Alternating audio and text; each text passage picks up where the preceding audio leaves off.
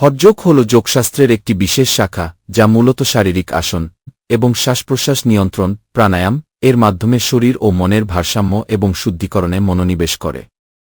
হঠ কি শব্দের অর্থ হল শক্তি বা বল প্রয়োগ, যা যোগের চর্চায় কঠোরতা এবং নিয়মানুবর্তিতার প্রয়োজনীয়তা নির্দেশ করে। হঠযোগে শরীরের শুদ্ধিকরণ, শারীরিক সক্ষমতা বৃদ্ধি এবং প্রাণশক্তি নিয়ন্ত্রণের উপর গুরুত্ব দেওয়া হয়। এটি ধ্যানের মাধ্যমে আধ্যাত্মিক জাগরণের জন্য শরীর ও মনকে প্রস্তুত করার প্রক্রিয়া। হঠযোগ হল এক ধরনের যোগ যা শারীরিক আসন এবং শ্বাসের নিয়ন্ত্রণ প্রাণায়াম এর মাধ্যমে শরীর ও মনের ভারসাম্য ও শুদ্ধিকরণের উপর জোর দেয়। হঠ কি শব্দটি দুটি সংস্কৃত শব্দ থেকে এসেছে, হ কি মানে সূর্য এবং খি কি মানে চন্দ্র।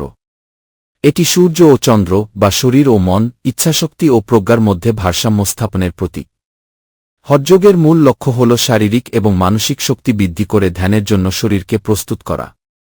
এটি রাজযোগের প্রাথমিক স্তর বলে বিবেচিত হয়, কারণ এটি শরীরের শুদ্ধিকরণ এবং শক্তির ভারসাম্য অর্জনের মাধ্যমে মনকে স্থির করতে সহায়তা করে।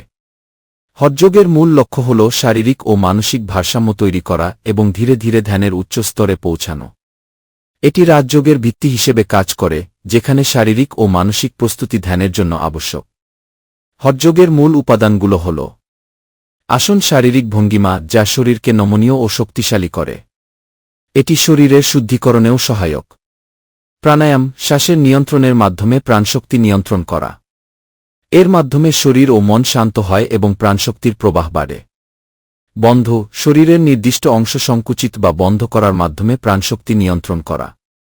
এটি বিশেষ করে অভ্যন্তরীণ শক্তির প্রবাহকে জাগ্রত করতে সহায়ক। মুদ্রা, যা শারীরিক এবং মানসিক শক্তির উপর প্রভাব ফেলে।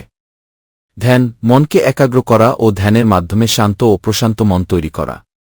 শুদ্ধিকরণ, সৎকর্ম, শরীরের অভ্যন্তরীণ শুদ্ধি করার বিভিন্ন পদ্ধতি যা শরীর থেকে দূষিত পদার্থ বের করে শারীরিক এবং মানসিকভাবে বিশুদ্ধ করে তোলে। হঠযোগের মূল লক্ষ্য। হঠযোগ শারীরিক ও মানসিক প্রস্তুতির মাধ্যমে যোগীর ধ্যানের জন্য শরীরকে প্রস্তুত করতে সাহায্য করে। এর মাধ্যমে যোগীরা শারীরিক, মানসিক ও আধ্যাত্মিকভাবে সুসংহত হয়ে ধ্যানের উচ্চতর স্তরে পৌঁছতে সক্ষম হয়।